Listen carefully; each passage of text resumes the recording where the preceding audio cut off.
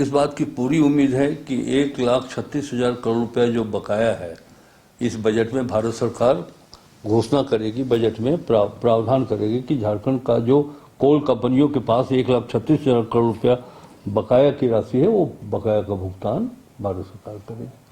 और मुझे यह भी उम्मीद है कि झारखंड ऐसे पिछड़े राज्यों के लिए जो मनरेगा यानी कि जी राम जी योजना, अभी तक मनरेगा ही चलेगा 6 महीने तक, तो मनरेगा ही मैं यूज़ करता हूँ। वैसे भी कांग्रेसी हूँ तो महात्मा गांधी जी के ही नाम का उपयोग मैं करूँगा। तो मनरेगा योजना में जो खर्च का बंटवारा किया गया है केंद्र और राज्यों के बीच में, 60% भारत सरकार देगी, 40% राज्य को खर्च करना पड़ेगा। तो पहले ये नहीं था। जब कांग्रेस के ज़माने में मनरेगा शुरू हुआ तो 90 और 10% का था। अब ये हम खुद इसका हमने अध्ययन किया है कि हमारे यहाँ जो रजिस्टर्ड मनरेगा के मजदूर हैं और 282 रुपया प्रतिदिन देते हैं, 125 दिन तक भारत सरकार ने कहा है कि 125 दिनों तक हम उनको रोजगार देंगे। तो 125 इंटू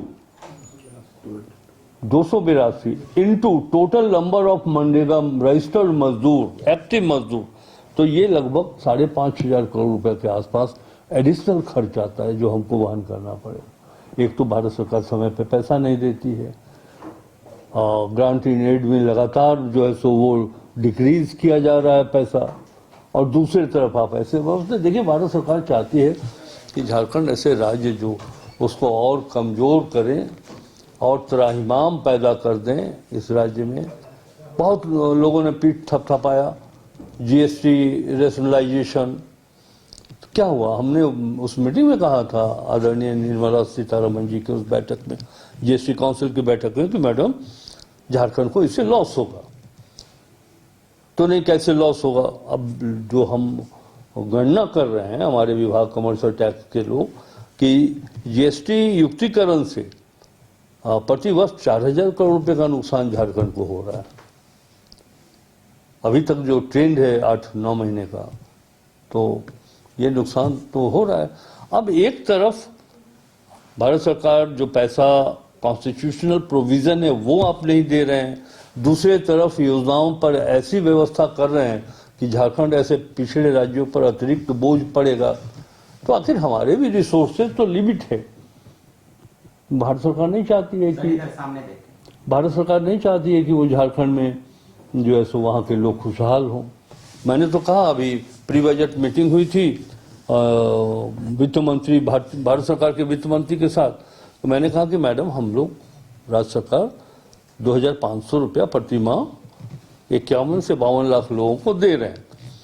तो जिस तरह आपने बिहार में 10,000 वहाँ के महिलाओं को दिया है एक मुश्त एक बार, तो हमारे महिलाओं को भी दीजिए।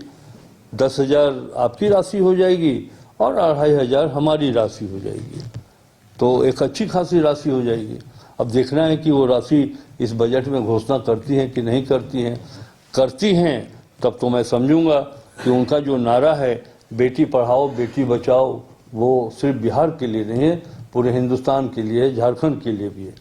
और अगर नहीं भारत सरकार देती है, इस बजट में प्रावधान नहीं करती है, तो यही मानना पड़ेगा कि वो वोट के दृष्टिकोण से बिहार को मिला और उनके नज़र में हमारी मैयाओं का कोई स्थान नहीं है। वो बिहार के माताओं बहनों के लिए ही वो बेटी पढ़ाओ बेटी बचाओ का नारा वहीं तक सीमित है। सर, आज पार्लियामेंट